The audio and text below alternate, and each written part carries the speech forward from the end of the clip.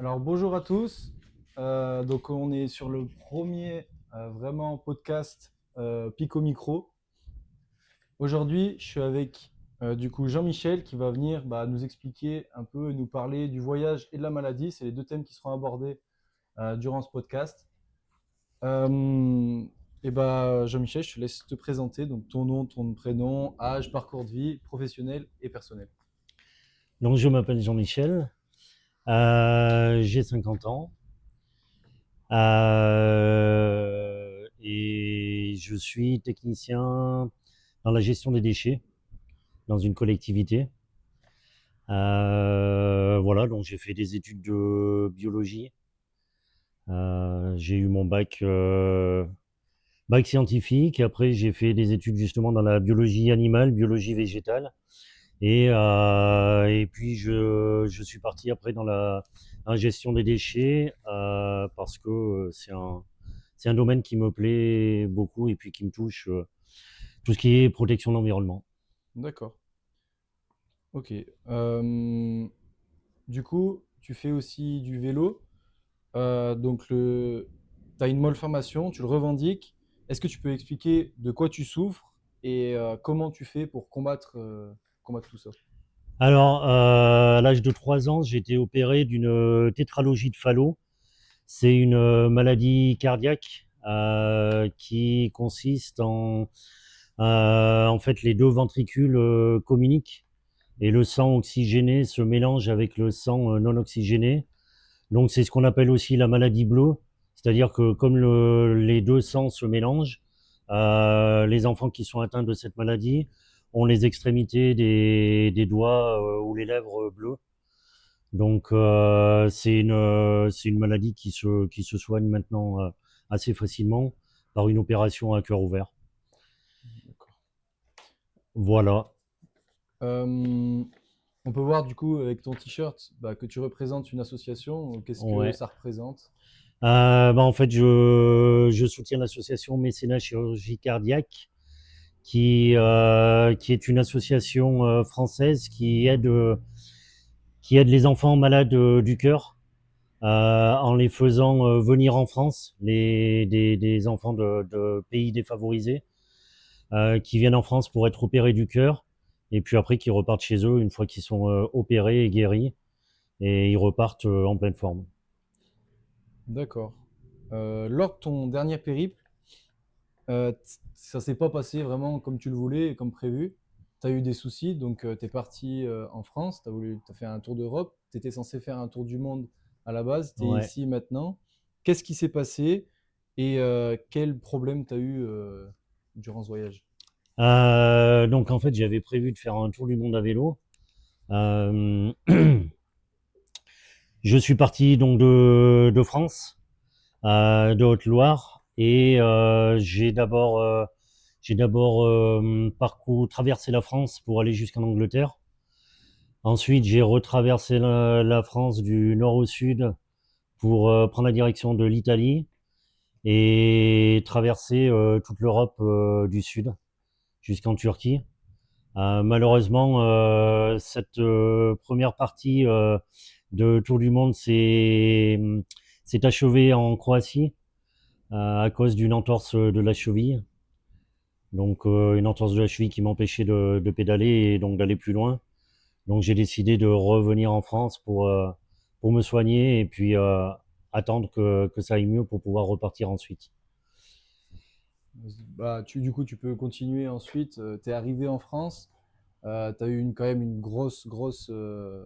C'est pas une petite entorse que tu as eue, ça a pris quand même beaucoup de temps. Après, Ouais. t'es quand même très déterminé à faire ce que tu as envie de faire. Donc, je te connais bien et on a fait. Je sais que dans ta tête, tu étais parti pour continuer à la base, mais du Ouais, bah coup, ouais, ouais. Euh, en fait, euh, je suis rentré, je me suis dit, faut que je me soigne, que je fasse du kiné, que je remette ma cheville en état. C'est ce que j'ai fait pendant 3 mois. J'ai fait du kiné 2 fois par semaine. J'ai repris le vélo petit à petit. Et au bout de 3 mois, j'ai pu repartir. J'ai pu repartir. Cette fois-ci, je suis allé directement en Asie parce que on était au mois de janvier Et en janvier, en Europe, voilà, les conditions météo auraient pas été spécialement favorables, donc j'ai préféré faire l'impasse sur la partie Croatie jusqu'en Turquie pour aller directement en Asie. D'où j'ai repris mon voyage à vélo. D'accord. Et du coup, en Asie, t'es arrivé en Thaïlande. Oui, Et est-ce que tu peux expliquer après du coup quel pays t'as fait et... ouais, je suis arrivé donc à Bangkok, capitale de la Thaïlande, où je suis resté quelques jours pour m'acclimater, on va dire déjà par rapport au décalage horaire. Jet lag. Et puis commencer à s'imprégner un peu de la culture asiatique qui est quand même très différente de la nôtre. Et puis après, bon, au bout d'une semaine, je suis parti direction le nord de la Thaïlande pour ensuite traverser le Laos, rejoindre le Vietnam et Hanoï, la capitale, pour redescendre sud du Vietnam et Cambodge, puis revenir en Thaïlande pour terminer. D'accord. Voilà. Et du coup, qu'est-ce qui s'est passé? Est-ce que tu peux expliquer les différents problèmes que tu as eu aussi là-bas? Ouais, donc après les problèmes, mon problème de cheville en Europe, j'ai la malchance qui m'a poursuivi un petit peu. Tout s'est bien déroulé les 2 premiers mois où j'ai pu rouler, traverser la Thaïlande, découvrir des choses super intéressantes. J'ai traversé le Laos. Et puis au bout d'un mois passé au Vietnam, j'ai fait une intoxication alimentaire qui m'a provoqué une grosse déshydratation suite à une diarrhée très importante. Et donc la déshydratation a provoqué un malaise. Donc j'ai perdu connaissance, je suis tombé et en tombant, je me suis fait mal au cervical. Donc douleur au cervical, problème de sur le vélo, j'avais très très mal. Donc je pouvais pas voilà, je pouvais pas continuer en vélo donc là je suis pas revenu tout de suite, j'ai continué à parcourir un petit peu le Vietnam mais plus en bus. Et puis voilà, en profiter un petit peu avant de rentrer pour me soigner parce que au final, j'ai dû quand même rentrer pour la deuxième fois D'accord. malheureusement. Euh, Est-ce que du coup, pour les problèmes que tu as eu là-bas, est-ce que avant de partir, tu as pensé à prendre une assurance? Est-ce qu'elle t'a servi parce que tu as été hospitalisé, Ouais. etc. Est-ce qu'elle t'a servi pendant bah, du coup ces problèmes-là? Ouais. Bah, de toute façon, quand on part en voyage comme ça, il vaut mieux avoir une assurance. Du moment où on sort de France, il faut prendre une assurance voyage, assurance spécifique, euh, ouais, qui permet d'être couvert en cas de pépin. Moi, le truc, c'est que comme quand je suis arrivé à Bangkok et jusqu'à mon problème en Thaïlande, mon petit incident, il s'était pas déroulé 3 mois. Donc là, j'ai fait marcher mon assurance de carte bleue qui permet en général sur une carte bleue, la carte Gold, tu as une assurance qui te couvre les 3 premiers mois de ton voyage. Ouais. Après les 3 premiers mois, c'est ce que je disais tout à l'heure, il faut avoir une autre assurance Mhm. pour être couvert. Là, en l'occurrence, comme j'avais pas dépassé les 3 premiers mois, c'est l'assurance de ma carte bleue qui a fonctionné et qui a bien fonctionné parce que ouais, j'ai été hospitalisé, donc ça engendrait des coûts d'hospitalisation, de soins. Et ça, c'est quand même important Oui. d'être bien couvert. Et puis bon, après, il y a tous les aléas quand on est à l'étranger pour appeler son assurance, Mhm. pour déclarer le sinistre, enfin l'accident. C'est un peu, on improvise un peu quoi, mais bon, on arrive à s'en sortir. Et puis avec les gens sur place ou qui sont restés en France, je suis arrivé à me débrouiller, quoi. D'accord. Et ben, est-ce que du coup, tu étais du coup loin, pas en Ouais, France, pas dans un pays francophone? ouais. Est-ce que la barrière de la langue, ça a vraiment impacté l'accès aux soins là-bas? est-ce qu'il parlait bien anglais? Est-ce que toi tu parles bien anglais? Et est-ce que du coup, bah, ça a pu faire? Ouais, on appréhende toujours hein, quand on va à l'étranger, on se dit comment ça va se passer. Bon, moi je parle anglais un petit peu, hein, je me débrouille, j'arrive à peu près à comprendre quand les autres parlent. J'arrive à me débrouiller aussi, à me faire comprendre. Mais voilà, je parle pas couramment anglais. Et c'est vrai que ça peut être parfois un problème pour communiquer. Là, en l'occurrence, quand j'ai fait mon malaise, je suis allé aux urgences dans un hôpital vietnamien où personne parlait anglais. Ouais, donc là c'est Donc là, compliqué. c'était compliqué. Heureusement, les gens de l'auberge de jeunesse dans laquelle j'ai fait mon malaise, c'est eux qui m'ont emmené à l'hôpital. Et la fille de l'auberge de jeunesse, donc elle parlait anglais. Donc j'ai pu lui expliquer ben voilà ce que je ressentais, quel était mon problème. Et puis elle donc elle a traduit après au niveau de avec les médecins et le personnel soignant. Mais D'accord, c'est vrai que c'est pas évident. C'est pas évident. d'accord. Si jamais le cœur ouvert sur le monde .fr, il me semble que c'est ça, c'est le cœur ouvert sur le Point monde.fr, com. .com. Ouais. Vous pouvez trouver ça sur internet. C'est son blog où il a listé, il y a son itinéraire qu'il a fait à vélo et où il a listé bah, du coup tout partout où il est passé et il fait aussi, il explique tout ce qui s'est passé durant tout son voyage autour du monde, donc qui n'est pas encore fini, J'espère. voilà, qui est juste mis en pause. Donc vous pouvez tout retrouver là-dessus et vous pouvez aussi faire un don du coup à l'association dont bah, du coup il est le parrain et qui va venir et bah, qui va aider durant ce voyage. J'ai su qu'il n'a pas été, on va dire que ses attentes n'ont pas été vraiment, ça n'a pas forcément impacté beaucoup de gens, alors qu'on sait que c'est très important de prendre soin des gens maintenant, de plus en plus, d'être plus solidaires entre nous. Euh, Pas forcément que entre Français, etc., mais aider tout le monde entier. Et l'association fait très bien ce boulot. Et je trouve que c'est important de le dire. Et c'est important aussi, bah, du coup, de donner et d'aider les autres par une petite action, même donner rien du tout, donner 1 euro, ça coûte pas grand-chose. Donc je pense que c'est important de le dire. Et après, du coup, on va passer sur un sujet plus léger, donc sur le vélo. Euh, Comment est née, bah, du coup, ta passion du vélo et pourquoi et quel a été, bah, du coup, ton premier long voyage, on va dire? Ma passion du vélo, eh ben, elle est venue de ma maladie.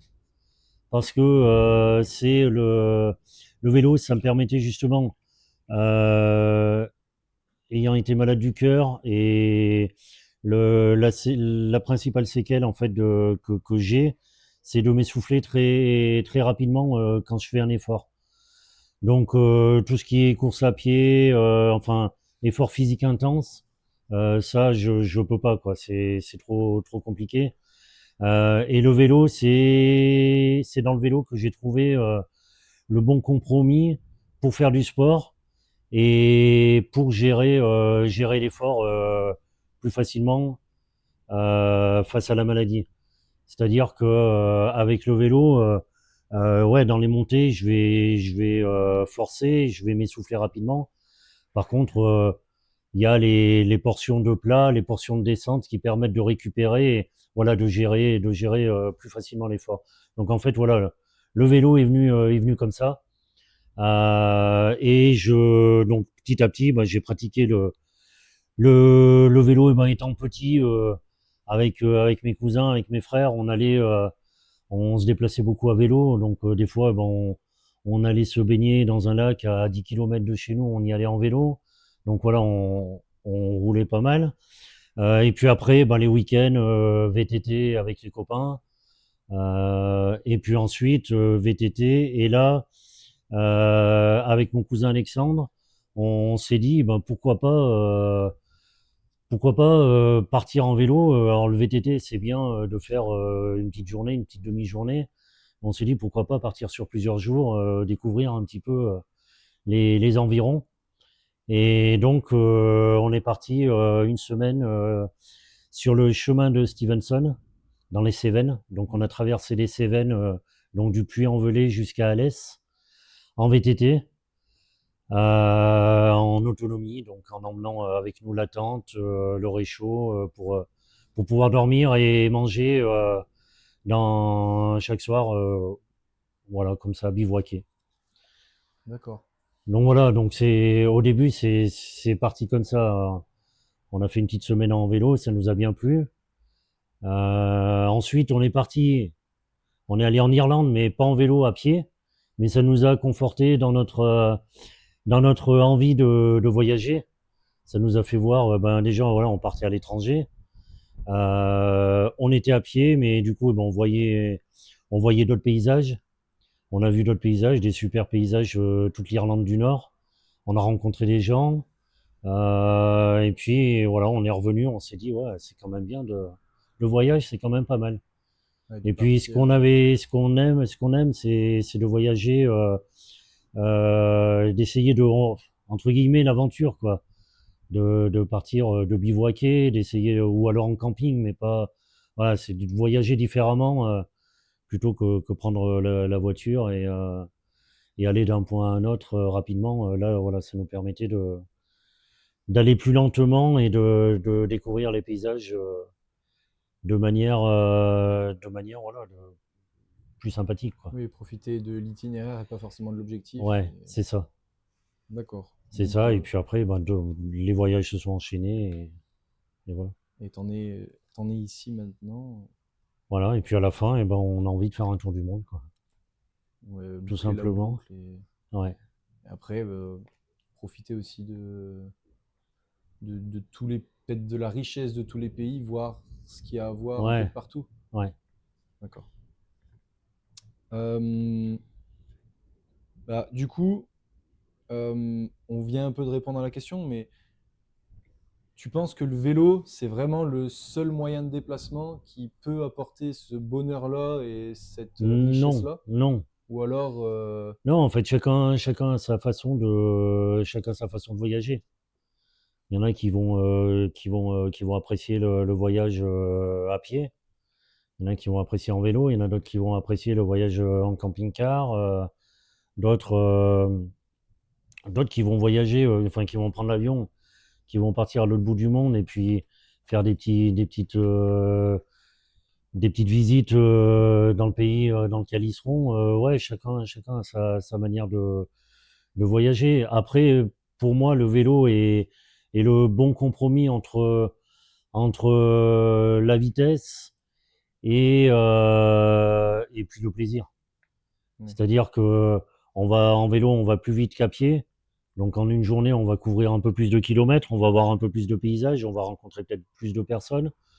Mais on a quand même, malgré le fait qu'on aille plus vite, on a quand même le temps de voir, de découvrir, voire de s'arrêter, de faire des pauses de 5 minutes, d'une heure, d'une demi-journée, de plusieurs jours. C'est, voilà. Pour moi, c'est le bon compromis. d'accord. C'est ce que j'apprécie dans le vélo. Et,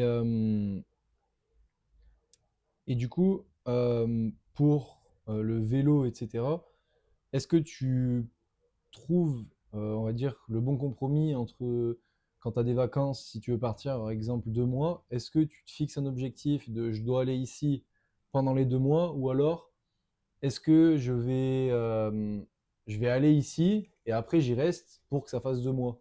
Je sais pas si tu comprends ma Ouais, je question, comprends. Ouais, mais ouais. Non, si. Alors, tout à l'heure, je disais que mon premier voyage à vélo, c'était la traversée des Cévennes. Après, j'ai fait également en VTT. J'ai suivi le GR3 le long de la Loire, donc qui passe pas très loin d'ici. Et je suis allé jusqu'en Bretagne en suivant la Loire. J'ai également fait d'autres voyages par le sud de la France, dans l'Est, etc. Tous ces voyages, en fait, en général, c'est un mois de congé par an. Donc sur ce mois, je me dis voilà, je vais partir, je vais aller à tel endroit. Et par contre, pendant tout le mois, je roule à vélo, en faisant des fois en m'arrêtant un jour, 2 jours, 3 jours. Mais voilà, je fais pas 15 jours et puis je reste les 15 jours après au même endroit parce que en fait, ce qui m'intéresse, c'est de bouger, quoi. Ouais, de bouger, de faire des choses. C'est pas de rester sur place. D'accord. Donc ouais, à chaque fois, en général, si j'ai un mois à consacrer à un voyage à vélo, le voyage, il dure un mois. Et j'essaie, en général, de faire des boucles, de partir de chez moi et de revenir chez moi. Je trouve que c'est plus sympa parce qu'on ferme la porte, on ferme la porte de la maison. Et puis là, dès qu'on a fermé la porte, on est en voyage, quoi. Ça y est, c'est parti. Mm. Et quand on revient, eh ben, on revient au même point. Et je trouve que c'est assez C'est symbolique. symbolique et c'est bien parce que on passe pas par un, comment dire, par un lieu intermédiaire comme une gare, un aéroport ou voilà, quelque chose comme ça. Là, on part de chez soi et on revient chez soi. Donc c'est le Voilà. palier de la porte qui est. Voilà, c'est le seuil de la porte qui fait office de Voilà, gare, quoi. d'accord. Ok.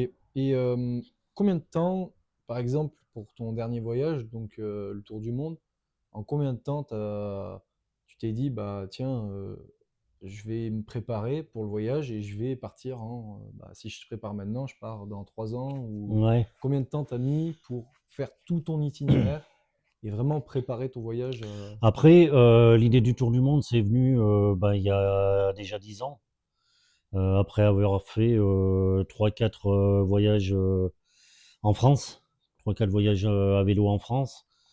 Et donc voilà, l'idée déjà, elle a 10 ans. Donc il faut le temps que ça germe. Il faut aussi, ouais, faut que ça mûrisse dans la tête. Faut un peu que, j'allais dire que toutes les planètes s'alignent. C'est-à-dire que professionnellement, faut se dire, ben ouais, il va falloir que j'arrête de travailler pendant 1 an, 2 ans, 3 ans. Est-ce que c'est le bon moment? Est-ce que c'est pas le bon moment? Puis des fois, on a d'autres projets qui nous viennent à l'esprit et on se dit, eh ben, le voyage autour du monde, on le fera après parce que les autres projets sont pas plus importants, mais on a envie de les faire tout de suite. Donc, bon, après, je pars du principe que moi, je fais les choses quand j'ai envie de les faire. Donc, voilà. J'avais envie de créer ma petite entreprise de réparation de vélos. J'ai créé avant de partir autour du monde. Je me suis dit, je vais essayer ça. Si ça marche, ben, je verrai comment ça se passe. Je continuerai. Sinon, si ça marche pas, je partirai autour du monde. En l'occurrence, ça a fonctionné pendant 2 ans. Donc après 2 ans, et ben là, je me suis mis à fond dans la préparation du tour du monde. Donc comme tu disais, préparer l'itinéraire, préparer le matériel, et puis ouais, ça vient petit à petit, ça mûrit. Au début, j'avais pas spécialement envie d'aller en Asie. Il y a 10 ans, l'Asie, ça m'inspirait pas spécialement. Et puis petit à petit, en commençant à préparer l'itinéraire, j'ai changé d'avis, quoi. Je me suis dit, tiens, ça peut être quand même intéressant de découvrir vraiment une culture très différente de la nôtre. Et je regrette pas du tout. Mais voilà, enfin, pour moi, il a fallu quelques années. Déjà, le fait d'y penser, c'est voilà une dizaine d'années avant. Et puis, le temps que ça mûrisse, que ça se prépare, on va dire après, la préparation s'intensifie vraiment les 2, 3 dernières années. Donc les 2, 3 années avant le départ, là, il faut penser à tout. Comme Oui, oui. tout à l'heure, tu parlais de l'assurance. Il faut pas Bah oui, penser à l'assurance, il faut penser bah, l'itinéraire, etc. Je pars en vélo, mais est-ce que je vais pouvoir me déplacer en vélo partout? Est-ce qu'il y a des pays qui sont dangereux que je vais traverser? Ou est-ce que je vais prendre le train? Est-ce que je vais prendre l'avion? Voilà, il y a plein de choses à penser. Mais en fait, 3 ans avant, en gros, quand j'ai commencé à préparer, je commençais déjà, en fait, je voyage déjà. En préparant, on voyage déjà. Oui, C'est, oui, en c'est le gros, début de mon tour du l'aventure. monde, j'ai commencé à le faire il y a déjà 3 ans, quoi. Mm. C'est un peu ça. C'est ce qui est bien aussi. C'est excitant, quoi. C'est ça, c'est bien. D'accord, oui, ça donne envie de découvrir et de partir le plus vite Ouais, bah ouais, possible. ouais, ouais, ouais. Parce qu'on se dit, ah tiens, ce pays, ça peut être bien. Qu'est-ce qu'il y a à voir, etc. Et ouais, l'envie vient au fur et à mesure, en fait. C'est ça. D'accord. Et du coup, comment tu choisis les lieux que tu vas aller voir en fonction, bah, est-ce que tu prends un pays, tu te dis, bah, tiens, la Thaïlande, j'ai envie de voir bah, tel temple ou telle Ouais. cascade, etc. Ou alors, est-ce que tu fais sur le coup et tu prépares deux, trois choses et après tu fais en fonction de ce qui peut arriver? Non, moi, enfin, je pars, c'est plus au niveau itinéraire. Je prépare un itinéraire, on va dire à la louche, quoi. Je savais que là, en Thaïlande, j'allais partir de Bangkok, que j'allais aller jusqu'à Chiang Mai dans le nord de la Thaïlande, et puis qu'après, j'allais prendre plein est pour traverser Laos et le Vietnam et arriver au Vietnam. Euh, mais euh, mais voilà, en gros, c'est un itinéraire, c'est un peu à la louche, quoi. Et puis après, j'affine. Alors, soit j'affine sur place, parce que sur place, des fois, je regarde un petit peu quand j'arrive le soir. Je regarde un petit peu ben, où je suis, qu'est-ce qu'il y a de bien à voir aux alentours. S'il y a des choses bien, eh ben, je peux rester une journée, 2 journées sur place. Ou alors, s'il y a quelque chose de bien à 100, 200 kilomètres hors de l'itinéraire, eh ben, je vais faire une boucle. Je vais sortir de mon itinéraire. Voilà. Il y a plein de, c'est préparé, mais il y a un peu de l'improvisation. D'accord. Mais quand même, dans ma préparation, avant de partir, dans ma préparation, je regarde eh ben, un petit peu sur Internet quels sont les sites à voir dans chaque pays. Oui, forcément. Ouais, parce Ça va que quand même, ancrer.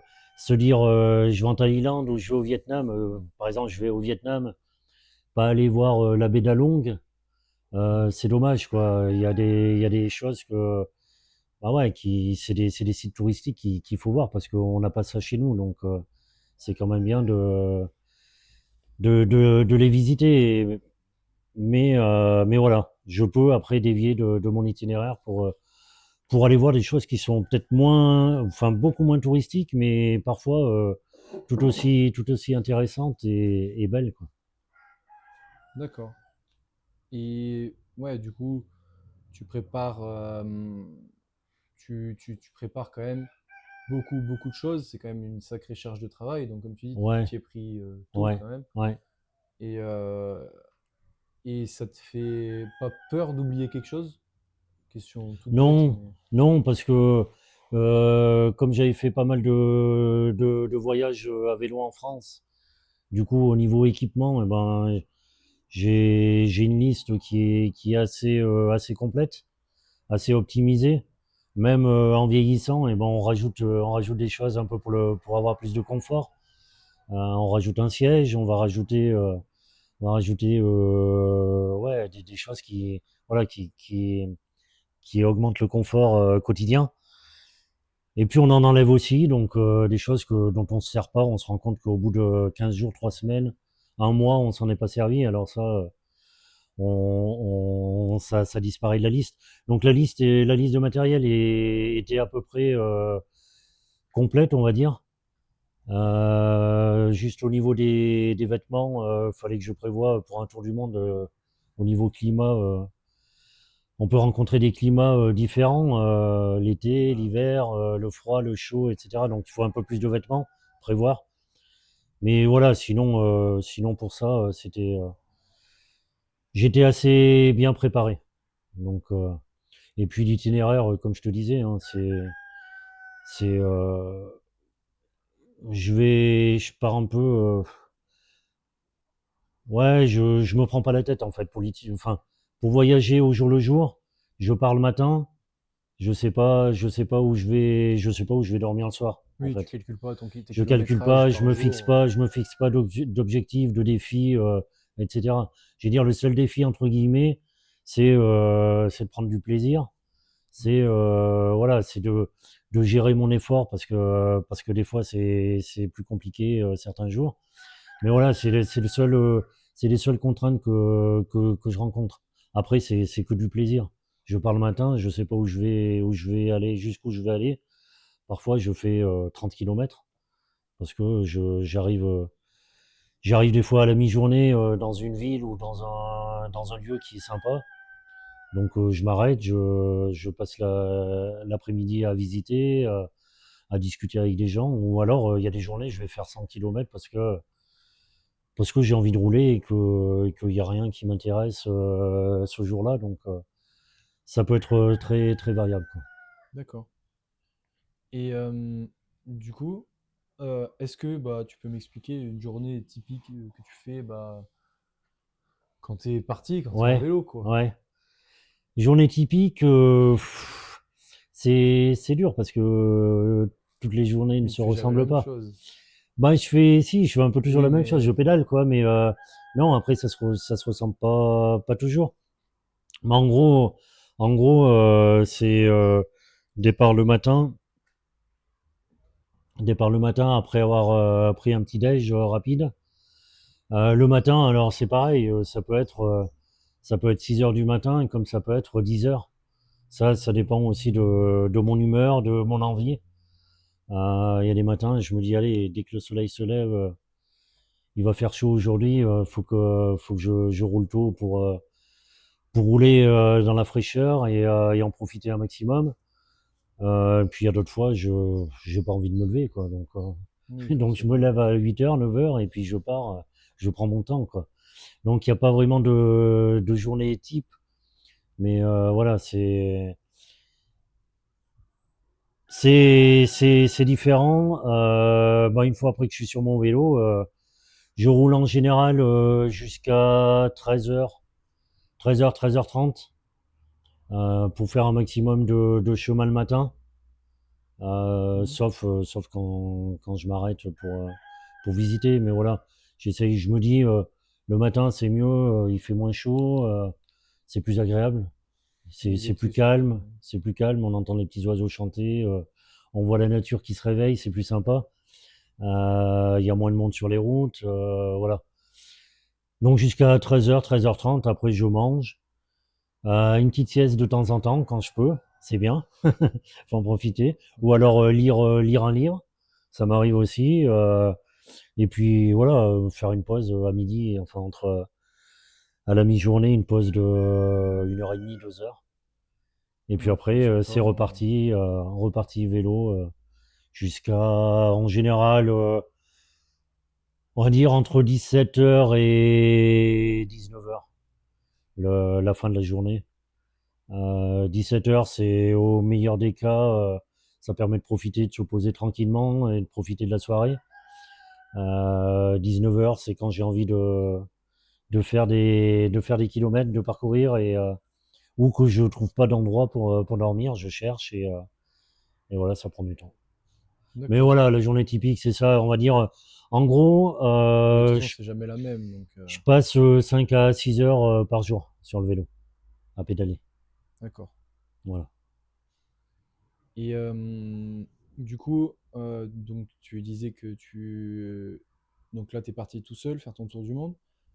Et est-ce que tu aurais des exemples donc, de défis mentaux ou physiques qui t'ont vraiment marqué, et pas forcément pour ton tour du monde, pour tous les Ouais. différents périples que tu as fait? Est-ce qu'il y a vraiment des défis et des choses que tu t'es dit, ah ouais, là c'est dur?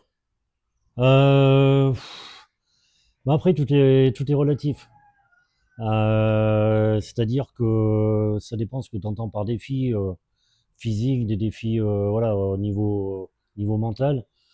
Moi, je vais dire que non, j'ai pas spécialement eu de gros défis, mais quelqu'un qui va venir avec moi, qui va me voir grimper des côtes à 12-13%, avec mes sacoches qui pèsent 30 kilos plus le poids du vélo.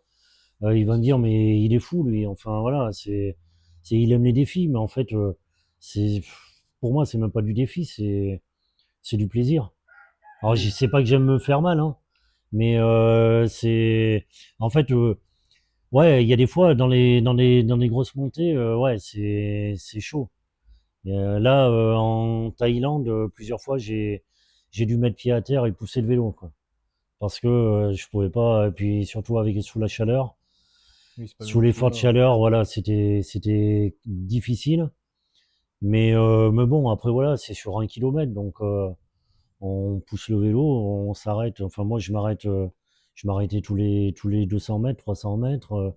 Je prenais mon temps, je fais des pauses, je mange, je bois, je discute avec les gens que je rencontre qui s'arrêtent, qui m'encouragent. Voilà, c'est du défi, mais pas vraiment, quoi. Mais j'ai jamais vraiment souffert. Oui, Ça c'est. m'est pas arrivé à me dire quoique il y a peut-être si, il y a peut-être quand même une montée où je me suis dit je vais peut-être redescendre et faire un détour, et puis non, en fait Que là, une c'est le fois. mental qui a pris Ouais, après le qui a pris mental, le il se relais. dit ah, c'est bon, j'ai monté 500 mètres, j'en ai fait la moitié, allez, je continue, tant pis, je vais mettre 1 heure s'il le faut, mais je continue. Bah oui. C'est ouais, ouais. Oui, c'est aussi important pour le mental de se dire, bah, je vais pas abandonner et je Ouais, c'est continue. ça. C'est ça. Des fois, alors, des fois aussi le mental, en fin de journée, des fois, il prend le relais aussi du physique. Quand je me dis, allez, je vais jusqu'à telle ville, tel village pour m'arrêter, aller dans un camping, prendre une bonne douche. Là, des fois, les derniers kilomètres sont durs. Et là, c'est le mental qui prend le relais, ouais. Ouais, ouais, c'est clair. D'accord. Et du coup, bah, comment tu gères du coup tes efforts physiques? Est-ce que, bah, par exemple, si tu as fait une semaine à 70 km jour, est-ce que tu vas te dire à un moment, faut que je m'arrête, ou alors tu t'arrêtes vraiment que quand tu trouves une super ville, enfin, Ouais. un bon endroit pour s'arrêter? Ben, Voilà. alors moi, mon gros problème, c'est que, en fait, quand je suis sur le vélo, j'ai du mal à m'arrêter. Donc, ben, des fois, je vais pédaler pendant 15 jours d'affilée.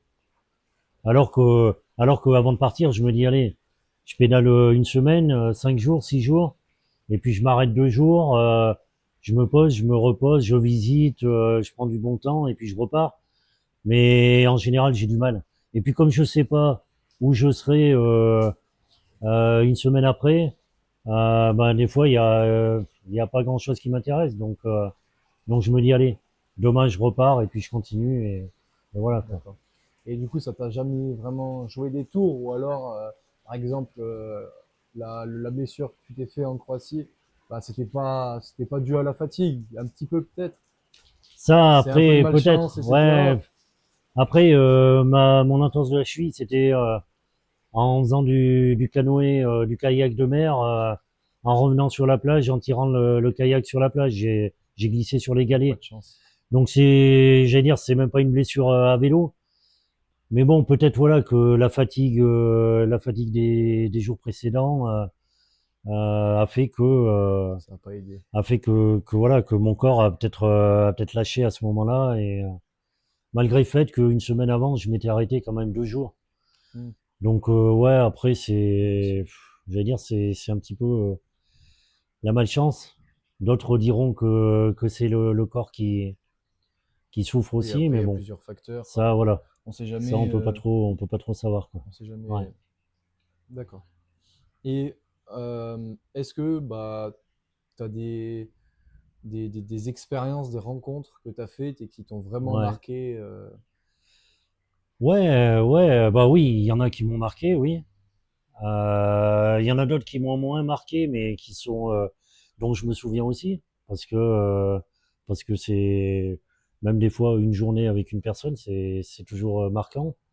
Ça fait toujours du bien quand on voyage tout seul.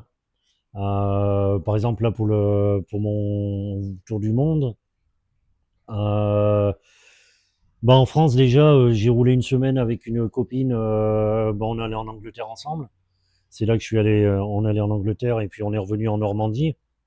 Ouais, déjà rien que ça, bon, je la connaissais, mais le fait de rouler ensemble, on n'avait jamais roulé ensemble, donc c'était sympa. On a pu se découvrir un peu plus. C'était sympa. Après, il y a d'autres rencontres. En France, je suis allé chez les personnes que je connaissais, mais voilà, ben, on s'est rencontrés, on est resté 4 jours ensemble Mm. dans le sud de la France. C'est toujours sympa.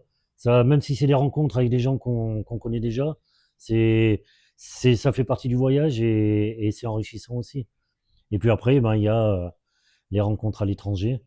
Alors les rencontres, des fois c'est un bonjour, des fois c'est bon, on a besoin d'un renseignement, donc on va poser la question à une personne et puis ah ben la personne va me demander ah, tu viens d'où, qu'est-ce que tu fais, jusqu'où tu vas, etc. Ah ouais, c'est cool, c'est sympa, comment tu fais ci, comment tu fais ça. Enfin, ouais, ça s'enchaîne, les gens sont curieux. Moi aussi, je suis curieux. Des fois, c'est moi qui leur pose des questions. Qu'est-ce que vous faites?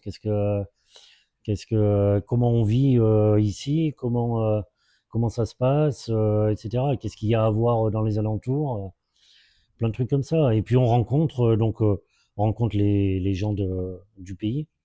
Puis on rencontre aussi d'autres voyageurs. D'accord. D'autres voyageurs, des Français, des Anglais, enfin toutes sortes de nationalités. Bah c'est pareil, hein, voilà. Après, il y a la barrière de la langue, mais on essaie, on se comprend, quoi, on se comprend toujours. Et puis, ouais, on se découvre. Et puis au contraire, je pense que la barrière de la langue, au contraire, apporte encore plus de curiosité Ouais, plutôt que ouais, repousse. Enfin, ouais, après, ça dépend forcément le contexte, ouais, mais mais c'est vrai, parce que en plus, des fois, quand on se comprend pas, et ben on essaie de trouver les bons mots. On s'aide avec le téléphone maintenant, mais des fois ça peut être marrant quoi, parce que après, enfin en cherchant les mots, on en sourit, la personne en face voit que qu'on comprend pas ce qu'on dit et des fois il y a des situations c'est assez comique quoi. C'est des fois la personne comprend complètement l'opposé de ce qu'on de ce qu'on lui dit, mais bon, mais c'est marrant parce que ouais voilà on arrive à créer un lien quoi. Et puis, ouais, après, bah, les rencontres qui m'ont le plus marqué, c'est quand j'ai fait mon malaise au Vietnam, bah, les personnes de l'auberge de jeunesse qui m'ont emmené à l'hôpital, qui m'ont aidé pendant tout le temps où j'étais à l'hôpital, pendant les 4 jours, qui sont venus me voir, qui m'ont apporté à manger, à boire, leur soutien, etc., qui m'ont remonté le moral. Parce que quand le personnel soignant parle pas anglais et tout, eh ben, le moral il commence à baisser parce qu'on peut communiquer avec personne.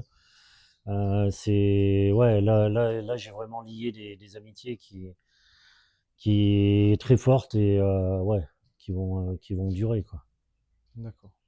Oui, tu m'as dit que du coup, tu comptais retourner. Ouais, bah, je compte repartir, retourner au Vietnam là, sûrement dans les prochaines semaines. Donc, D'accord, oui, donc c'est vraiment des rencontres importantes qui, bah, du ouais, coup, quand même, t'ont servi parce que à l'hôpital là-bas, ils servent pas à manger à leurs patients, etc. ouais, C'est pas ouais, du tout la même voilà, chose qu'ici. j'étais dans un hôpital d'État qui était, bah voilà, j'allais dire, c'est les soins et le quotidien, c'est assez sommaire, quoi. Donc voilà, j'ai été aidé et c'est ce qui fait que qu'après, ben, on se lie d'amitié et on garde des contacts et voilà, et ça dure, ça continue, quoi. Donc, Ok. ouais. Euh, du coup, autre chose, enfin, qu'on va quand même continuer de parler, comment les imprévus, etc., comment tu peux essayer de les prévoir? Donc après, il y a, par exemple, l'assurance, tu as dit, je prends une assurance, j'ai ce qu'il faut, etc. Mais est-ce que ça impacte ta manière de voyager et quelles précautions tu peux prendre, hormis bah, du coup ce qu'on a déjà énuméré? Ouais, bah, de ce côté-là, je vais dire, à part l'assurance, et puis voilà, c'est plus le côté santé. qu'il faut prévoir en amont du départ. C'est-à-dire, voilà, ben, comme on disait tout à l'heure, avoir une bonne assurance, faire des vaccins, tous les vaccins qu'il faut pour aller dans les pays, pour aller en Asie ou en Afrique ou en Amérique du Sud. Il y a certains pays où il faut être vacciné contre certaines maladies. Donc ça, mais ça c'est avant le départ. Euh, Après, enfin moi perso, une fois que je suis parti, j'allais dire c'est au jour le jour quoi. Donc les imprévus, après on les gère comme ça, quoi. On gère en fonction de ce En que fonction c'est. en fonction des imprévus qui se présentent, hein, des choses qui se présentent. Mais après, on croit toujours il y a beaucoup d'imprévus. C'est pas, voilà, il y a, l'imprévu est pas quotidien, hein, c'est même assez rare, hein. Il y a pas des choses extraordinaires qui nous arrivent. Oui, oui, pas tous les jours, heureusement. Il y a pas de choses graves tous les jours, heureusement. Bon, déjà, être obligé de stopper 2 fois, c'est déjà pas mal. Ouais, ça, c'est de l'imprévu, par contre, voilà. Oui, oui. Mais voilà, ça touche la santé, c'est, ça, les assurances, les vaccins, etc. Ça permet d'aider, ben, une fois qu'on a le problème sur place. Ça permet d'anticiper un petit peu, mais bon, et ben après, il y a le quotidien géré, mais au non, il n'y a pas spécialement d'imprévu autre. D'accord. Et du coup, euh, est-ce que ces imprévus-là, est-ce qu'ils ont renforcé ton mental? Est-ce qu'ils t'ont marqué d'une bonne manière ou alors est-ce que c'est compliqué, tu te remets beaucoup plus en question et ouais, est-ce que ça va être plus positif ou plus négatif pour la suite? Non, c'est du positif, en fait.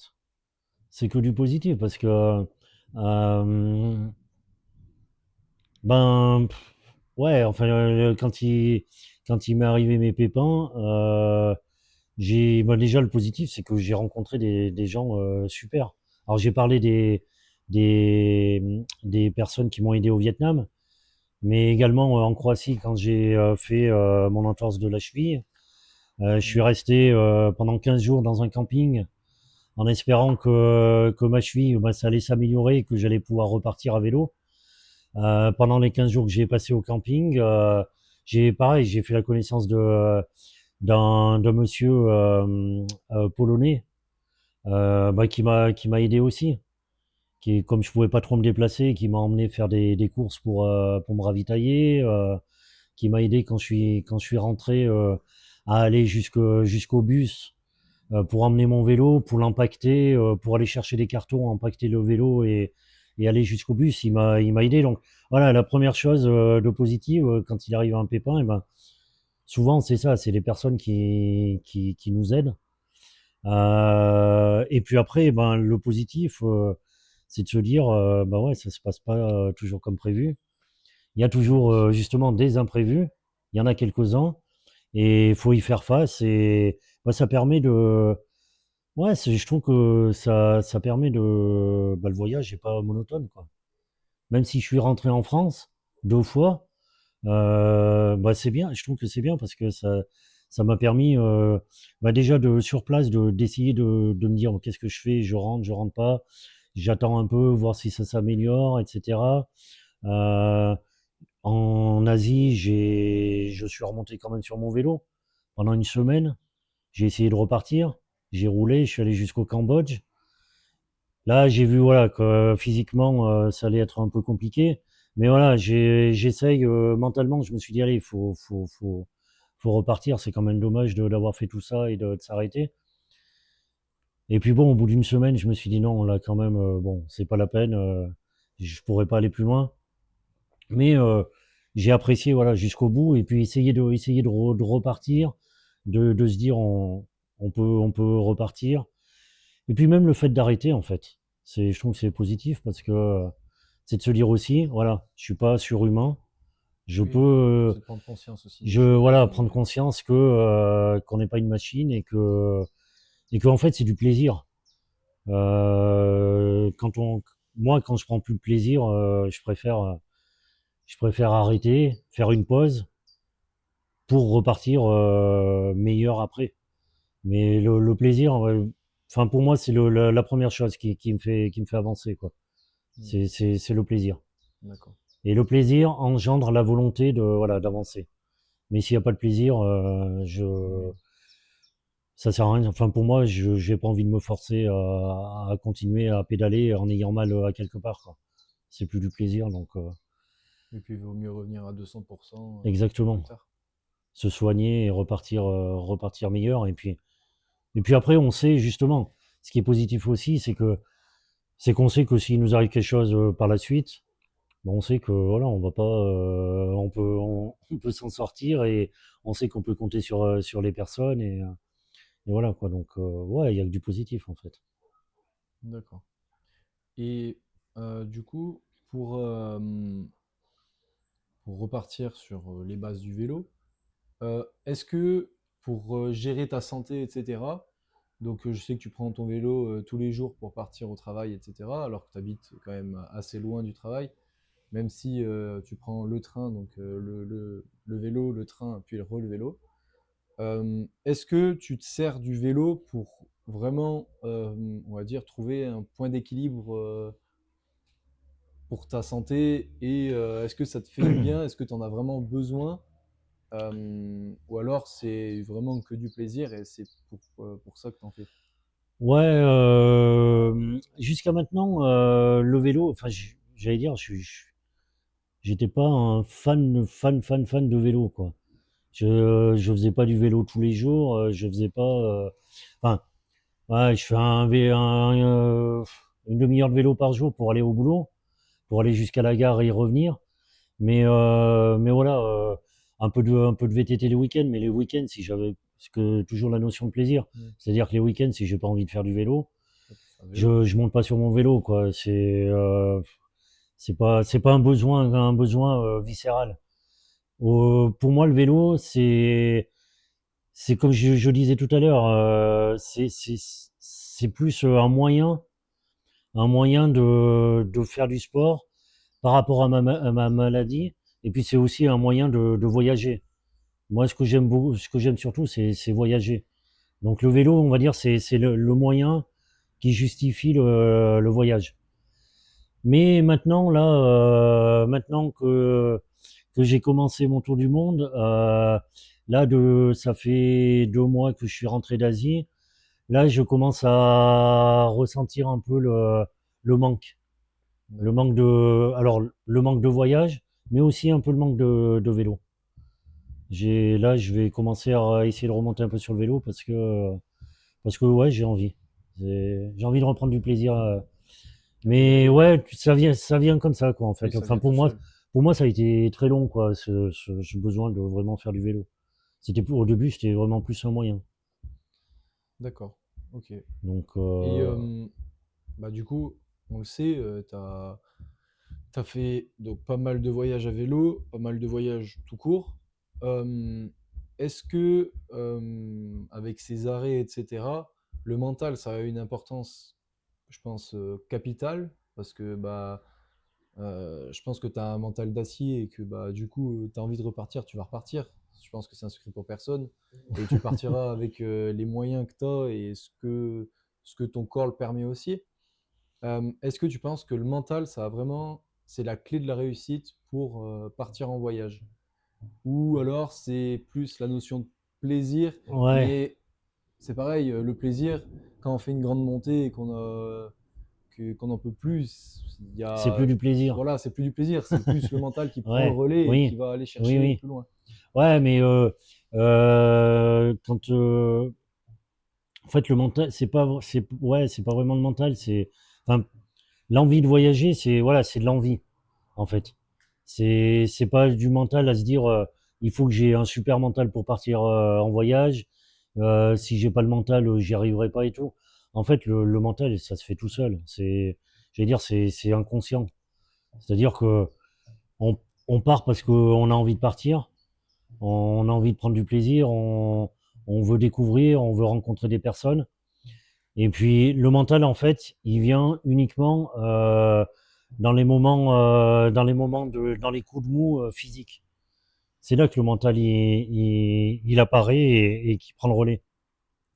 Mais Je vais, enfin, une personne qui se dirait pour voyager, faut vraiment avoir un gros mental, partir tout seul à vélo. Non, pas spécialement. Faut juste avoir envie. Faut juste avoir envie de le faire.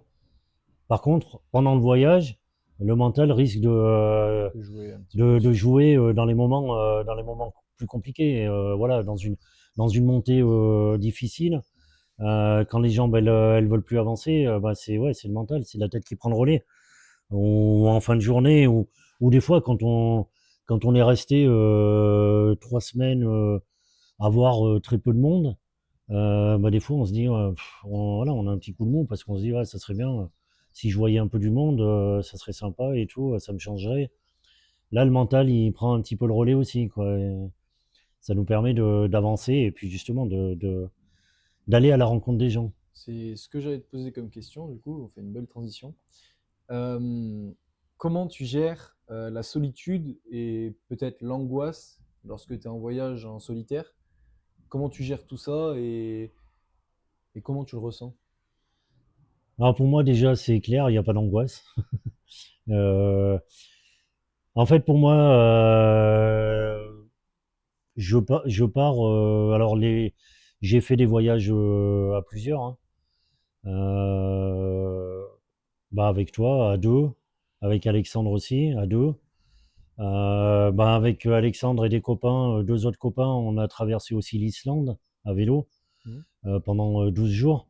Donc voilà, partir accompagné, ça me dérange pas, à condition que ce soit des gens avec qui je m'entends très bien, voire très très bien. Parce que à plusieurs, ça peut être vite Oui. problématique. Si c'est sur une courte durée, une semaine, 15 jours, bon, ça va. Partir autour du monde avec quelqu'un, non. Je préfère partir tout seul. Parce que, euh, parce que tout seul, c'est mieux, en fait. On est plus libre. Mhm. On fait vrai, enfin, on fait ce qu'on veut dans le sens où les prises de décision, elles se font tout seules, quoi.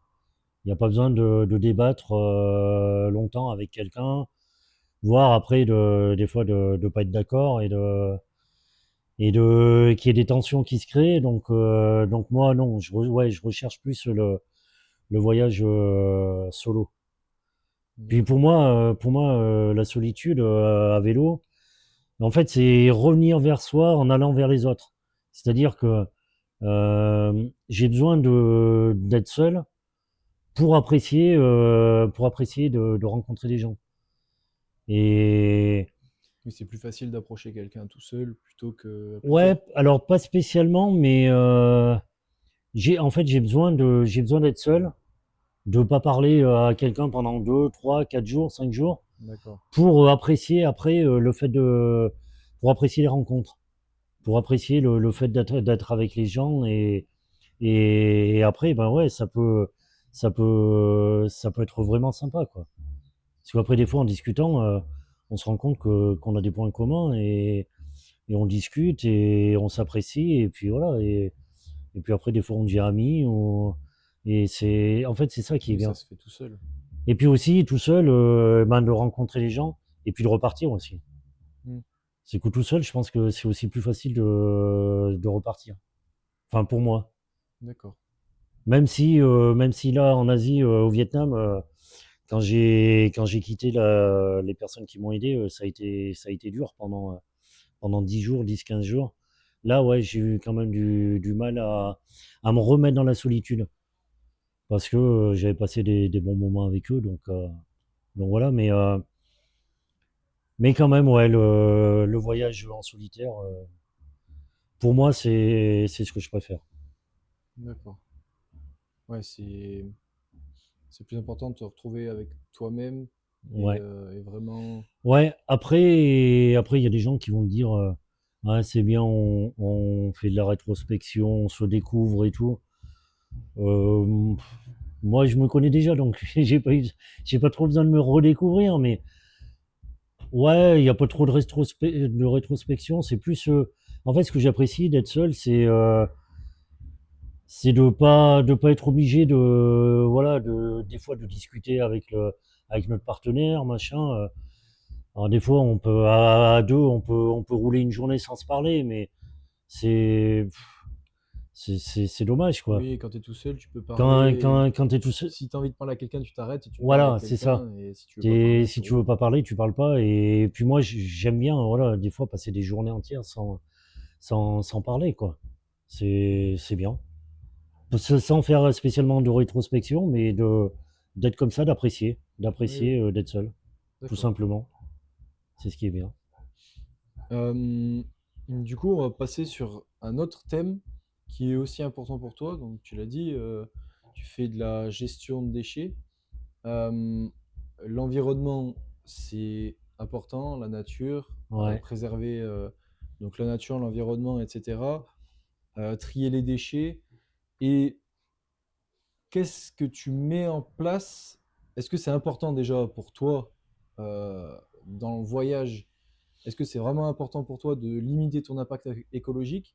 Ou alors, est-ce que tu fais quand même attention, mais tu vois, par exemple, quand tu es allé en Thaïlande, je sais que bah, tu as été un petit peu choqué par bah, la ouais. propreté là-bas. Est-ce que tu serais capable d'apporter un message aussi par rapport à ça, enfin, par rapport à, donc sur Facebook, tu partages aussi des vidéos. Tu fais de la prévention quand même beaucoup avec tes proches, donc bah, Ouais. je sais. Est-ce que c'est vraiment, vraiment important pour toi et qu'est-ce que tu mets en place dans ton voyage pour vraiment être le moins de déchets possible et le moins d'impact possible? Bah, dans le voyage, j'allais dire, c'est simple, hein, c'est essayer ouais, de générer le moins de déchets possible. Alors après, il y a tout, après, on en génère toujours, hein, c'est pas possible enfin, c'est pas possible. Il y en a qui y arrivent, hein, mais après, c'est très contraignant de voyager zéro déchet. Mais et puis ça peut coûter cher, quoi. Financièrement, ça peut être d'acheter de la nourriture dans des magasins bio en vrac, etc. Moi, je pourrais faire ça quand je voyage. Mais bah, il y a l'impact financier, donc ça, c'est une contrainte. Il y a le transport aussi de la nourriture dans les Oui. sacoches. Donc voilà, c'est essayer de c'est essayer de limiter au maximum quand on bivouac, et ben ramasser ses déchets déjà, laisser l'endroit où on a bivouaqué, le laisser propre. Mhm. Bah déjà puis rien que le fait de voyager à vélo, déjà c'est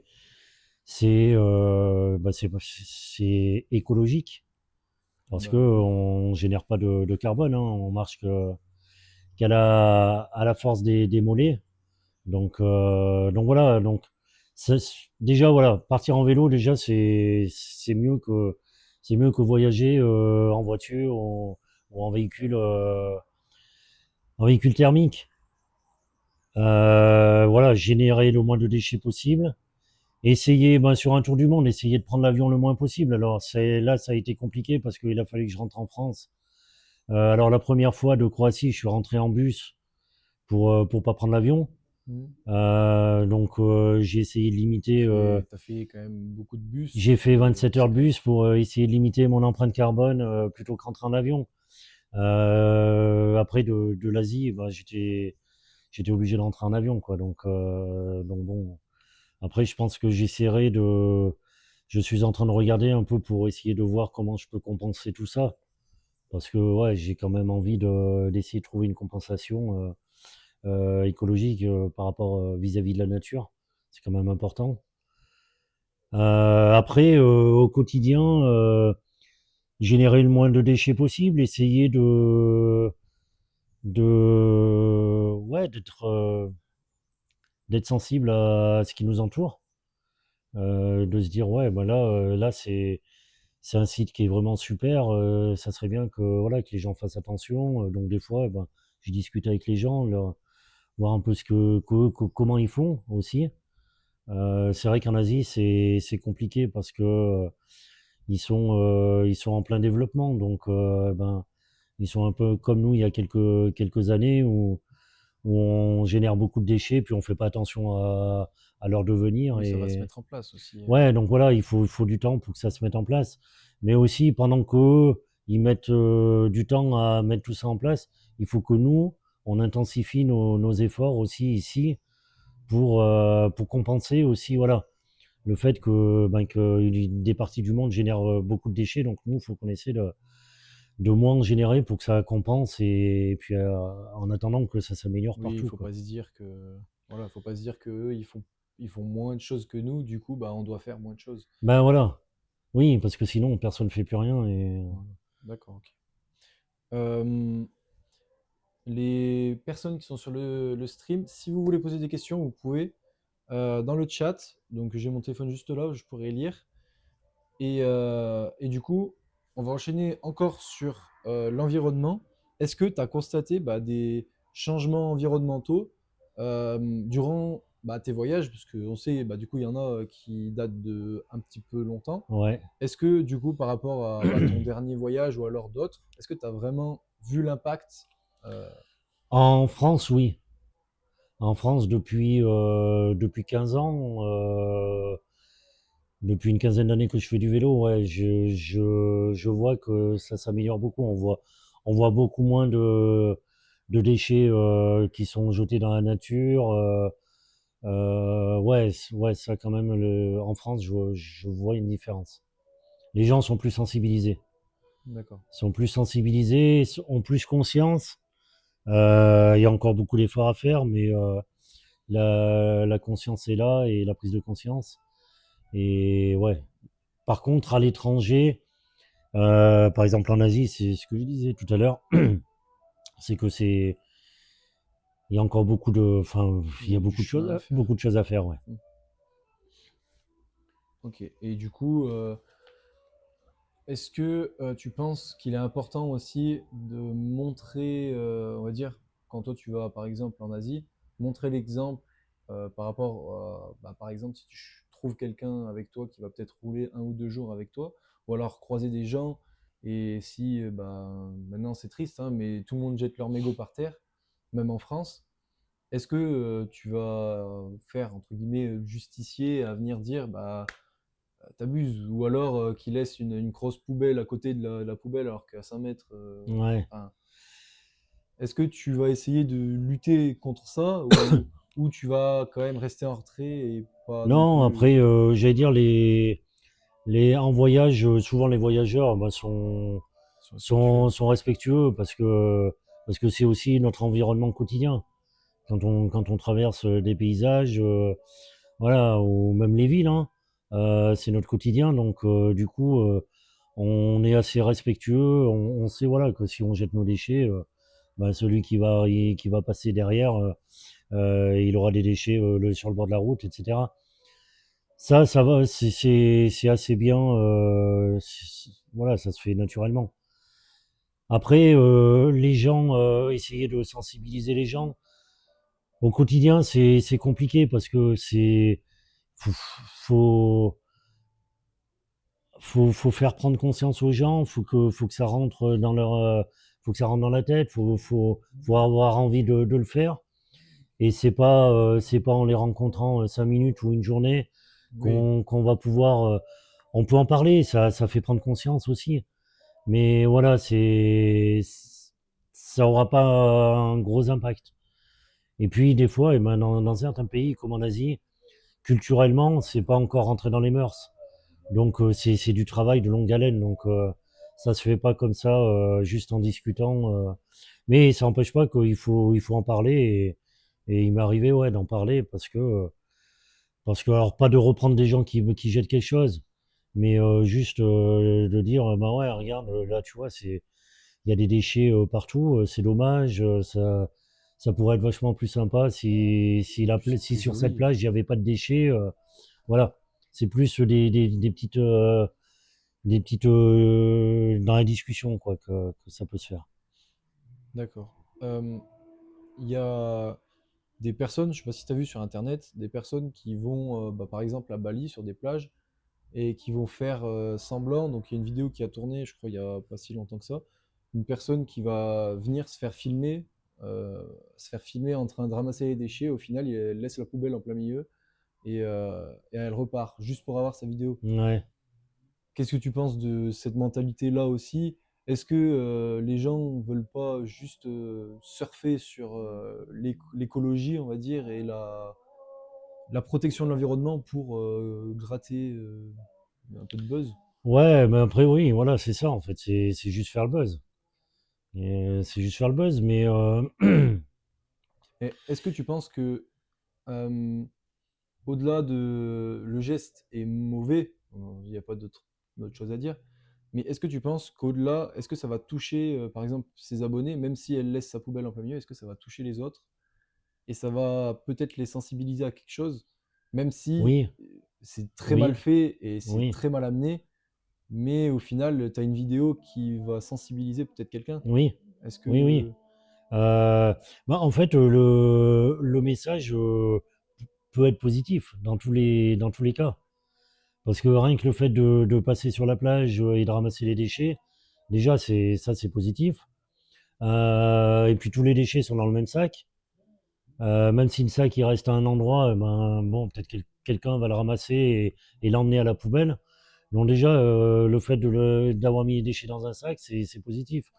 J'étais sur une plage au Vietnam euh, et il y avait une dame, une touriste, qui passait avec un sac et qui ramassait des déchets.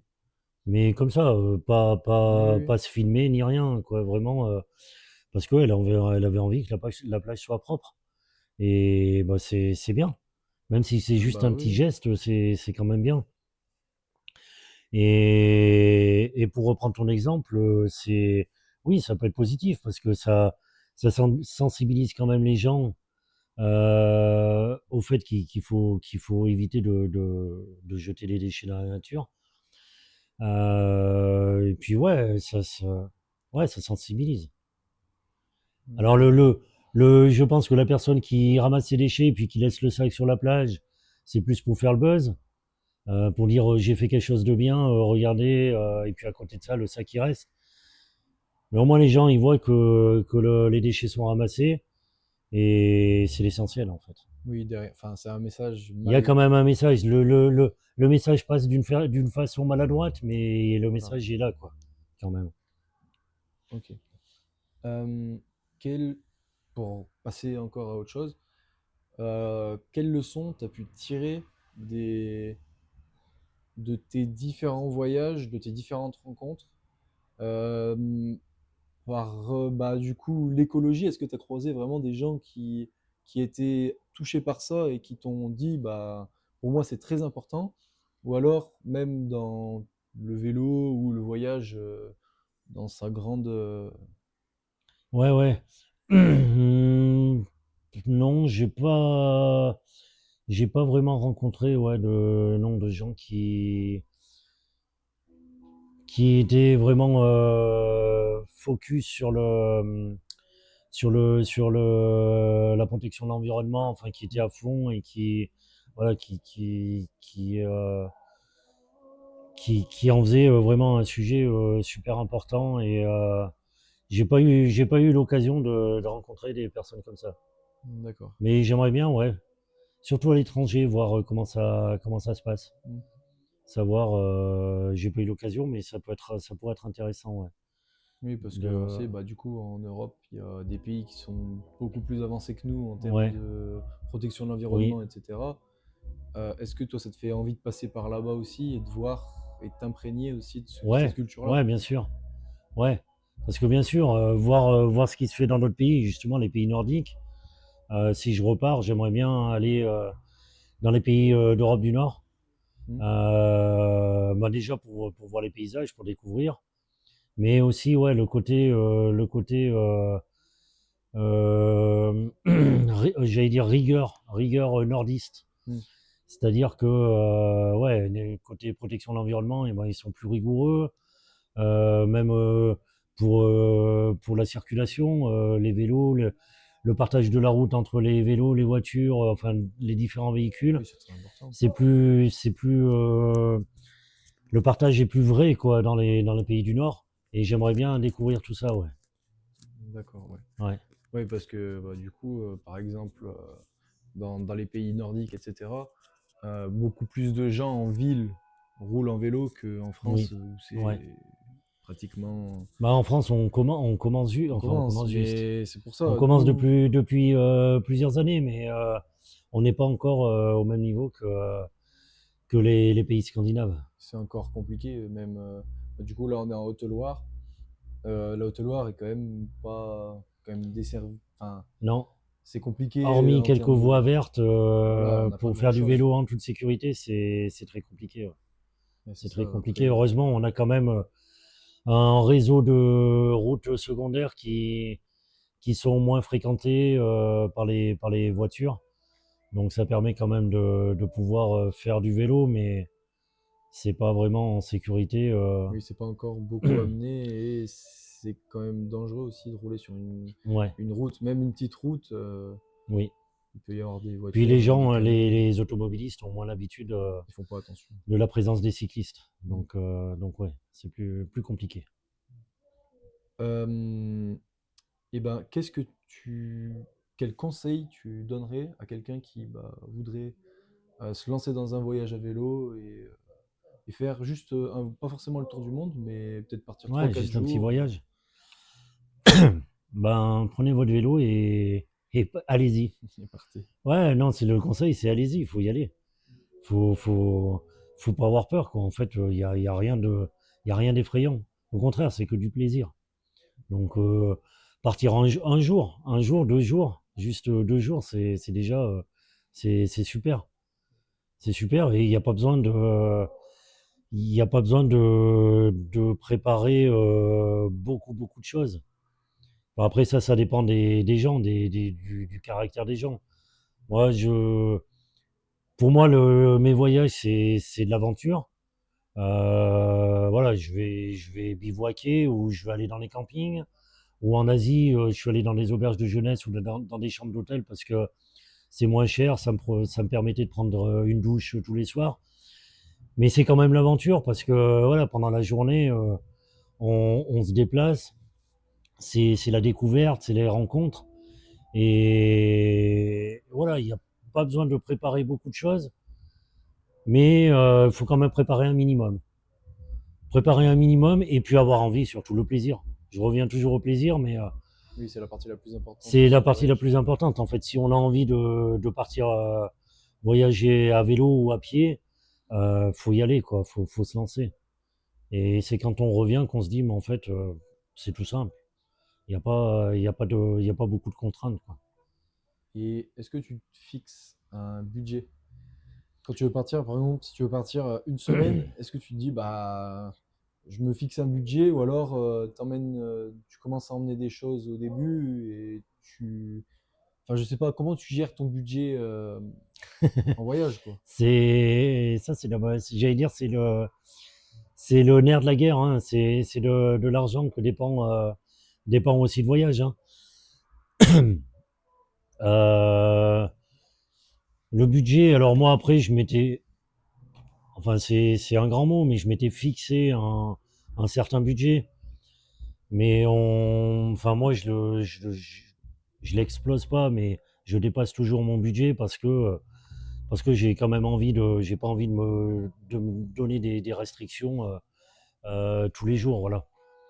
Mais en général, mon budget pour partir en voyage comme ça à vélo, on va dire en moyenne, c'est 15 euros par jour. D'accord.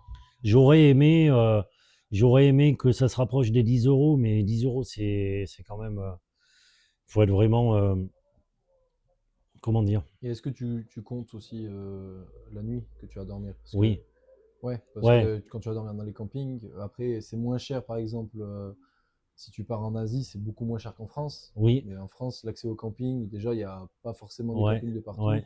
Et ça revient Bah des après, fois cher. en France, c'est essayer de trouver des campings les moins chers où l'emplacement coûte on va dire moins de 15 euros. Ça, c'est pas évident. Maintenant, c'est très compliqué. Mm. Puis après, bah, c'est faire du bivouac de temps en temps, quoi. S'arrêter en pleine nature, monter la tente dans un coin de nature et on apprécie autant. Juste, ce qui nous manque, c'est la douche. Et encore, la douche, on peut prendre une douche en ayant, moi j'ai une petite douche, un petit sac douche solaire, euh, faut trouver de l'eau pendant la journée pour le remplir. Mais voilà, ça peut être, on peut surmonter en fait toutes les problématiques. Mais, euh, mais ouais, non, le budget c'est entre, on va dire entre 10 et 15 euros. Mais ça, pour moi, ça se rapproche plus des 15 euros D'accord. par jour. Ok. Donc, Et qu'est-ce que tu penses aussi, bah, par exemple, quand tu vas bivouaquer, tu vas dans un lieu, c'est, enfin, c'est, en France, c'est interdit, il me semble, non, enfin, c'est enfin, pas interdit, mais c'est réglementé c'est et en tu dois fait pas y rester. ouais, en France, c'est le camping sauvage qui est interdit, c'est-à-dire de rester au même endroit plusieurs nuits, de camper, voilà. Hmm. Le bivouac, une nuit, c'est autorisé, sauf dans certains parcs naturels, où le D'accord. bivouac est même est pas autorisé parce que, voilà, pour les questions de protection Ouais. de la faune et de la flore. Mais, non, après, ouais, ça se fait très bien. Mais voilà, c'est une nuit à un endroit, et Et puis après on bouge. tu t'es jamais fait embêter par quelqu'un ou Non, non? non, parce qu'en général, j'essaie de me mettre assez loin des habitations.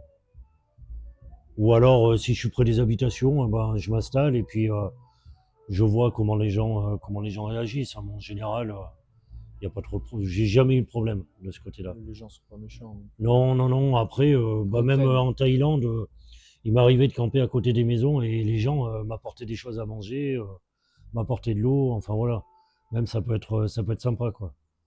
Donc voilà, c'est des expériences aussi. C'est bien. D'accord. Quels sont wow, j'arrive pas à parler. Tes indispensables quand tu pars en vélo?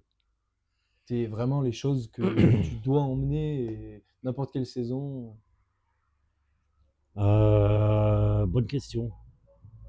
ton vélo. Très bonne question. Mon vélo et j'allais dire ma tente.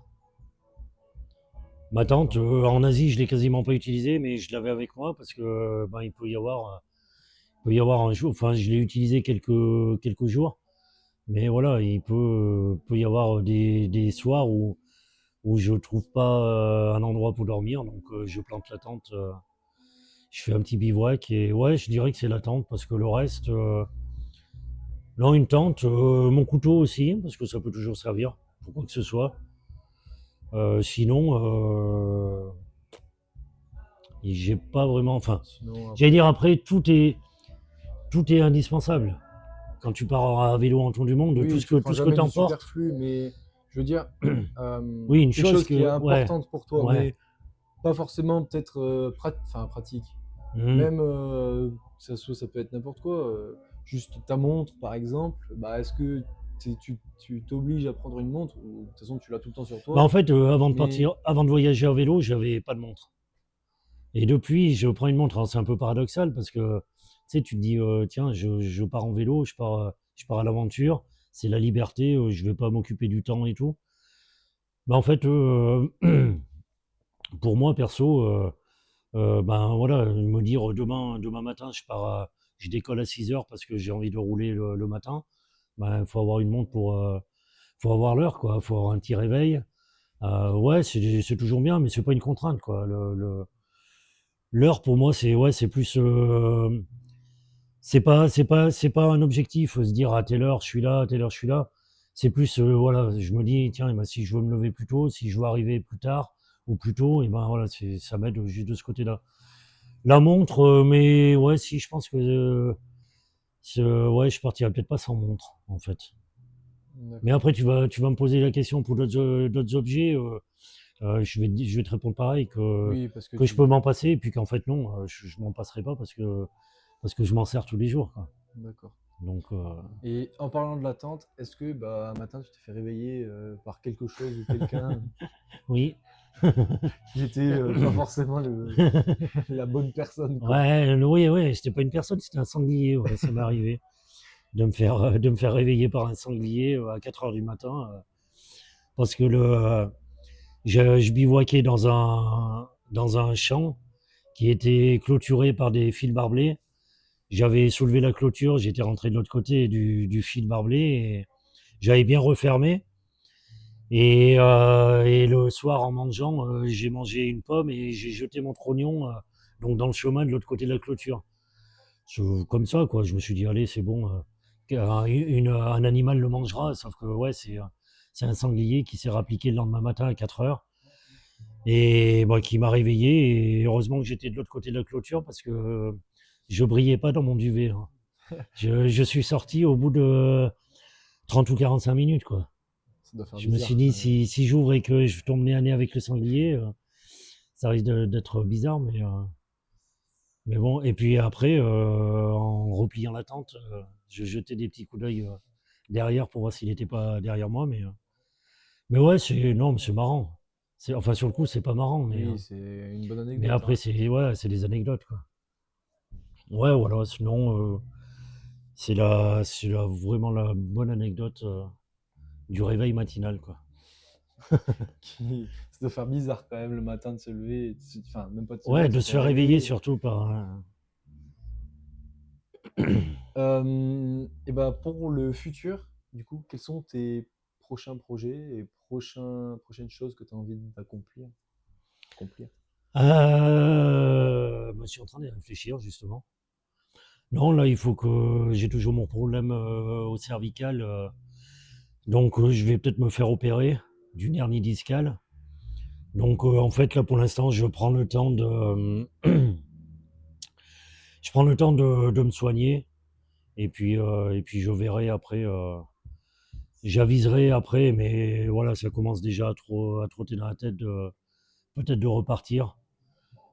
Peut-être pas l'année prochaine, je sais pas, mais dans les prochains mois, les prochaines années, de repartir parce que l'envie de voyager est quand même plus forte que tout. Donc envie de repartir à l'aventure. Mais bon, il n'y a rien de défini encore. Oui, Il n'y a c'est rien de pas défini. un objectif comme tu disais, c'est plus un, C'est toujours pareil, hein, ouais, l'envie, il faut que j'ai envie, quoi, en fait. c'est ça. Il faut que j'ai envie et puis faut que ça mûrisse. Il faut vraiment que l'envie, elle soit forte. J'aime bien, en fait, ça. Au début, l'envie est pas très importante. Et puis, au fur et à mesure des jours, des semaines, des mois, ça devient de plus en plus fort. Et puis, il y a un moment où faut C'est le quoi, repartir. ouais. C'est ça, tout simplement. D'accord. Donc pour expliquer aux gens, du coup, nous on était partis premier voyage à vélo. Ouais. Euh, donc bah, je te laisse expliquer le premier voyage, après Premier voyage j'enchaînerai. qu'on a fait ensemble, on était avec Laurent, mon frère. Donc, on est partis tous les trois. On est allé jusqu'à Chusqueland dans le Gard. On a fait 250 kilomètres. Et c'était sympa parce que pour toi, c'était la première fois. Oui. Et puis dormir dans la tente, rouler tous les jours. Combien on a mis? 3 jours, 4 jours? 3, 4 jours, Ouais. je sais plus. Et voilà, c'était court, mais c'était sympa. Et puis après, on en a fait d'autres. Après on en a fait d'autres. Mais du coup pour expliquer aussi, moi là, donc j'étais quand même jeune, je sais plus quel âge j'avais, 12. mais j'étais jeune et je me croyais pas capable, je te l'avais dit, et que je pensais pas y arriver et être capable d'enchaîner, faire du vélo tous les jours. Et au final, bah, moi aussi j'ai adoré et c'était trop bien. C'est pour ça que derrière on a enchaîné et qu'on en a fait d'autres. Ouais, Donc derrière on est allé à Annecy oui. ou alors on a fait le Mézin. Non, on est d'abord allé à Annecy. On est allé à Annecy. Ouais, pour la Via Rona. On a fait combien là? On a fait 380. 380 et quelques Ouais. kilomètres. Ensuite, on est monté au Mont Mézin. Ouais, donc c'est là où du coup moi l'année d'avant Ouais, c'était l'année d'avant, oui. donc je me suis rendu compte que j'avais le diabète, donc diabète s'est déclaré.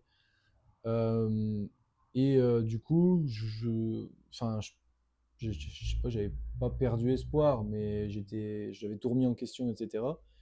Et, euh, et du coup, toi, tu m'as dit, ça serait une bonne idée qu'on aille tester un peu ce que tu es capable de faire et voir aussi qui a bougé en toi et comment tu vas gérer et comment mieux te connaître.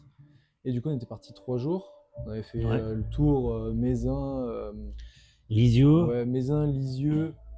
On était parti du coup en Ardèche. On avait fait Ouais. aussi du coup Suc de Saran. On avait fait le tour, Boré et le Ouais. Gerbier. Et, et ouais, du coup, moi, je notais tout, donc tu étais strict avec moi. Ben, il fallait, hein. Mais, c'est ça qui nous a lancé ensuite sur un voyage beaucoup plus périlleux, on va dire, beaucoup plus long aussi. Faire du coup toute la descente de la Loire. Donc, il faut savoir que du coup, nous, on est parti de la Haute-Loire.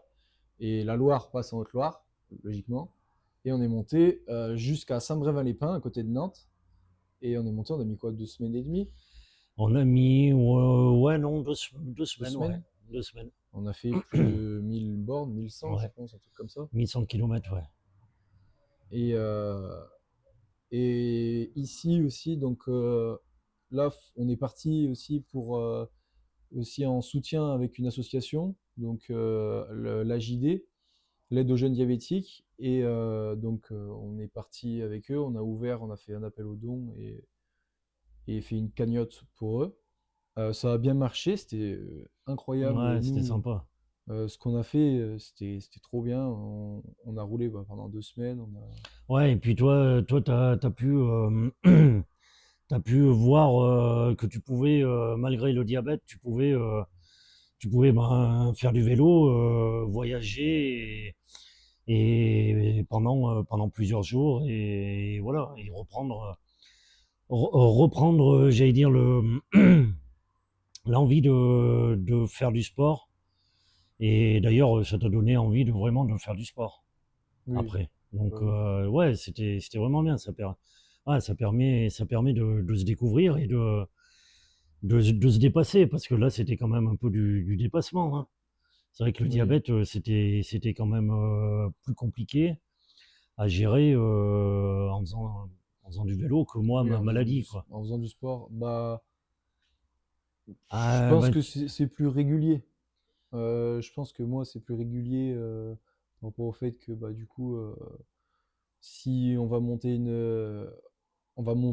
et forcément, moi, mon pic de sucre va descendre, ben oui, c'est ça. je vais me retrouver. Toi, c'est quand même Mais plus violent. Les efforts avaient plus d'impact sur ton organisme, quand même. ouais, Donc, mais après, c'est aussi ce que tu m'avais dit, et c'est qu'il fallait que je me connaisse et que oui, je après, voilà. connaisse aussi Après, il faut gérer, et c'est ça. voilà, que je me gère et que je Prendre du connaisse plaisir. mes limites aussi et prendre du plaisir, parce que Ouais, franchement, c'était que du plaisir, c'est hein. clair. Et,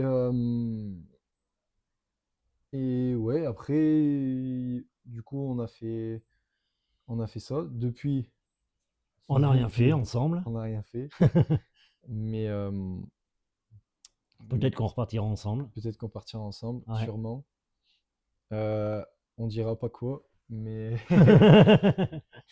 c'est une idée qu'on a eue tous les deux, qu'on s'est dit déjà pendant le voyage, Ouais, le long de la Loire, ouais. le long de la Loire, on s'est dit que c'était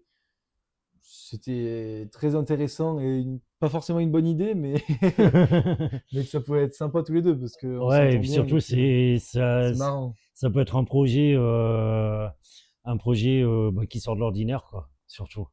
Oui, Donc c'est ça qui peut être intéressant. Mais ça, c'est pareil, il faut qu'on le prépare, qu'on le mûrisse, qu'on y réfléchisse, puis qu'on ait envie vraiment de le faire, quoi.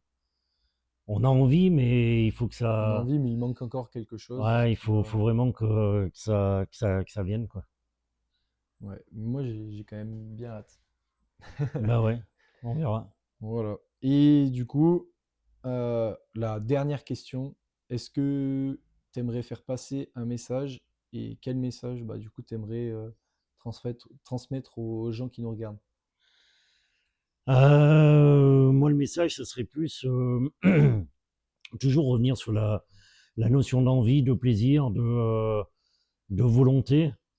Le message, c'est faut faire les choses quand on a envie de les faire. Déjà, premièrement, pas attendre, pas attendre, se dire, voilà, ça je le ferai l'année prochaine, ou j'attends la retraite pour partir en voyage, ou voilà. Enfin, moi, je pars du principe que quand on a envie de faire quelque chose, il faut le faire. Des fois, on peut pas le faire tout de suite, mais voilà, faut au moins le préparer et puis que ça commence à prendre forme. Et après, y aller. Et par contre, quand on y va, faut y aller à fond, quoi. Faut, faut y aller à fond pour apprécier,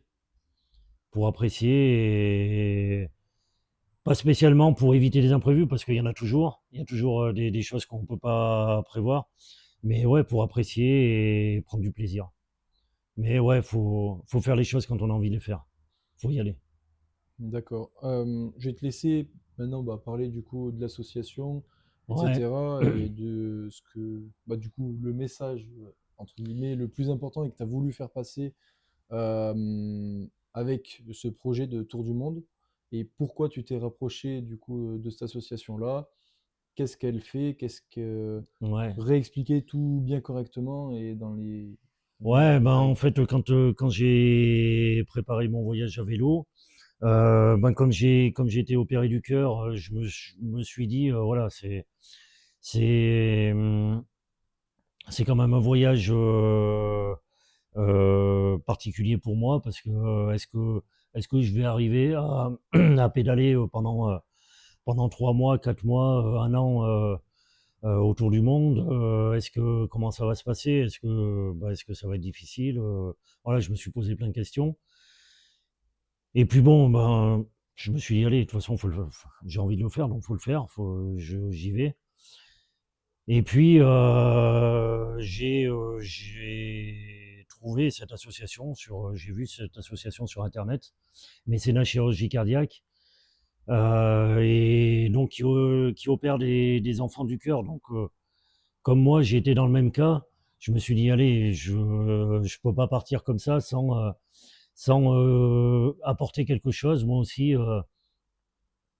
tous les gens qui m'ont aidé quand je me suis fait opérer, je me suis dit, allez, moi aussi, je peux faire quelque chose. C'est pas grand-chose, c'est rien, mais essayer de faire connaître l'association déjà, de faire voir qu'ils font des choses bien, d'aller chercher des enfants en Afrique, en Asie, en Amérique du Sud, les enfants qui peuvent pas jouer, qui restent accroupis une bonne partie de la journée parce que ils ont leur cœur qui bat très vite, enfin ils peuvent pas jouer, ils peuvent pas taper dans un ballon, ils peuvent pas courir avec leurs copains, etc. Donc je me suis dit, eh ben ouais, cette association va les chercher, les fait venir en France, les opère. Il y a des familles d'accueil aussi qui prennent ces enfants pendant un mois, pendant leur hospitalisation, enfin, et puis leur convalescence. Donc voilà, j'avais envie de faire connaître cette assos et de faire prendre conscience aux gens aussi qu'on peut aider en faisant un petit geste. Donc à l'occasion de mon voyage, j'ai lancé une cagnotte, une collecte de dons. Donc cette collecte, elle est sur le site de Mécénat Chirurgie Cardiaque. Il y a une page de collecte, le cœur ouvert sur le monde. Donc voilà, donc les gens peuvent faire un don et puis bah, aider les enfants tout simplement. Et puis faire connaître l'association, devenir famille d'accueil. Donc ouais, pour moi c'était naturel, quoi, ça s'est fait naturellement. D'accord, ouais, Voilà. c'était... Et c'est aussi important donc de faire un don, même, même pas grand-chose. euh, et aussi, comme tu viens de le dire, devenir famille d'accueil aussi, ça peut... c'est aider d'une façon extrêmement importante parce que pour des enfants qui sont dans une difficulté quotidienne, c'est aussi un apport émotionnel Ouais, incroyable. ouais. Et Et puis la famille d'accueil permet justement, voilà, quand les enfants, eh ben, ils partent de chez eux, à des milliers de kilomètres de chez eux. Donc c'est important d'avoir une famille qui les accueille, qui les soutient, qui les aide, et puis qui les accompagne en fait dans leur convalescence, et puis qui les voit, même pour la famille d'accueil, c'est gratifiant parce que ils voient l'enfant arriver malade, et quand il repart, il est en pleine forme, quoi. Donc Donc c'est bien. D'accord. Où on peut te suivre, du coup, du coup, J'ai créé un blog, ouais, Le cœur ouvert sur le monde. Donc c'est un blog où je retrace tout mon voyage. Donc c'est des petits carnets de route qui expliquent mes aventures dans les différents pays.